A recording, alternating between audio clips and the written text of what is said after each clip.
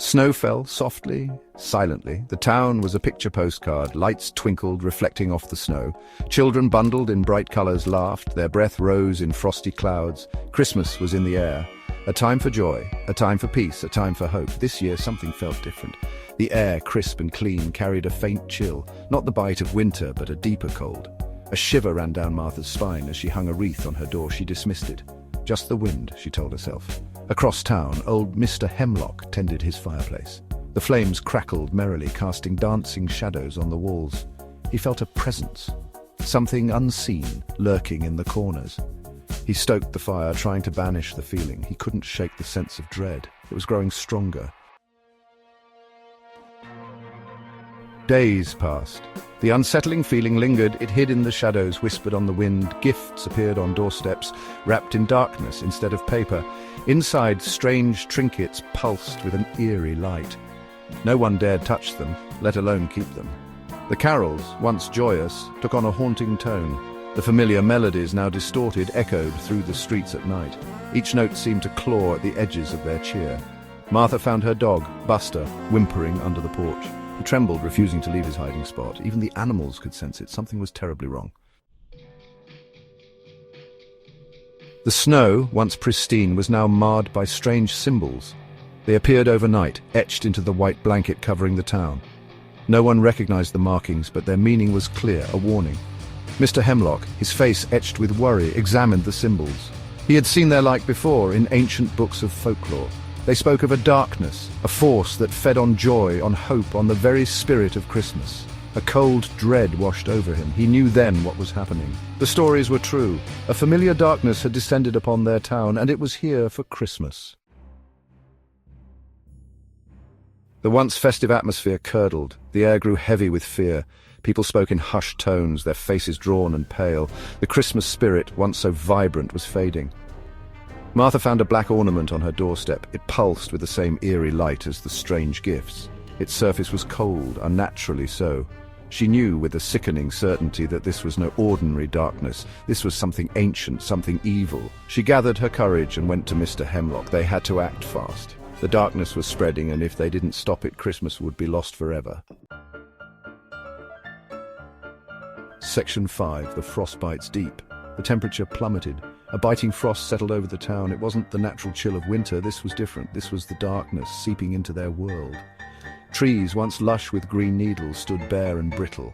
Their branches, encased in ice, cracked and groaned under the weight of the unnatural frost.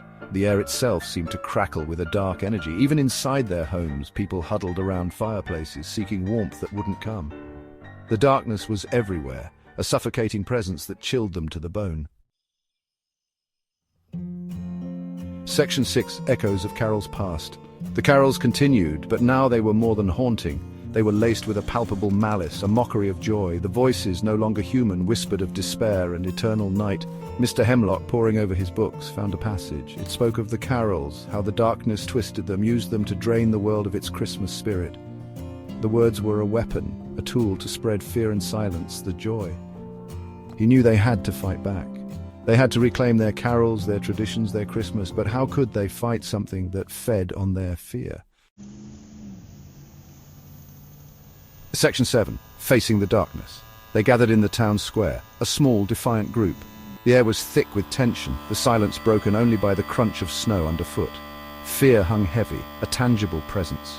Martha clutched a sprig of holly, its red berries a stark contrast to the surrounding white. It was a symbol of hope, of life, of the Christmas spirit they refused to surrender. Mr. Hemlock stepped forward, his voice raspy but firm. He spoke of courage, of unity, of the power of their collective spirit. They had to face the darkness, not with weapons, but with the very thing it sought to destroy, the spirit of Christmas. Section 8.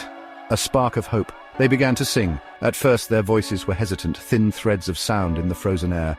But slowly they gained strength, bolstered by their shared defiance. The carols rang out, filling the square with their familiar melodies. They sang of joy, of peace, of goodwill. They sang of the true meaning of Christmas, a spirit that transcended gifts and decorations. As they sang, a change swept through the town. The frost, that visible manifestation of the darkness, began to retreat. The air grew warmer, the oppressive silence lifting. A spark of hope flickered, then flared, fueled by their collective will. Section 9. The light still burns. The darkness fought back. The wind howled, whipping the snow into a blinding frenzy. The temperature plummeted, trying to silence their song, to extinguish their hope. But the townspeople stood firm. Louder and louder they sang, their voices a symphony of defiance. The carols soared, echoing through the streets, reaching every corner of the town. And then from the heart of their song, a light erupted. Blinding, pure, it banished the shadows, melted the frost, and filled the air with warmth. The darkness was gone. The town, bathed in the light of their courage and the spirit of their song, was once again their own. Christmas, saved from the brink, shone brighter than ever. The light they knew would never truly die, not as long as they held the spirit of Christmas in their hearts.